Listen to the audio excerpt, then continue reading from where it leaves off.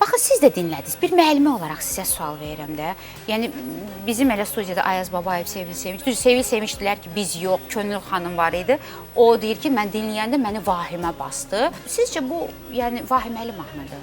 Mahnı onda vahimə yaradır.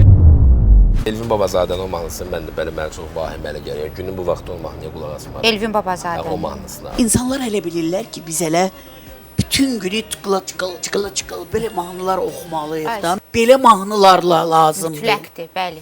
Yəni, siz bəyənirsiniz mahnını? Əlbəttə, çox. Mənə bax bunu Almaz xanımın dilindən eşitmək, bu sözləri eşitmək mənə yetərlidir. Qaldı ki, kimlərsə vahimə basır, bəlkə onların içində cin şeytan var. Afaq, gör kim oxşayır Elvin.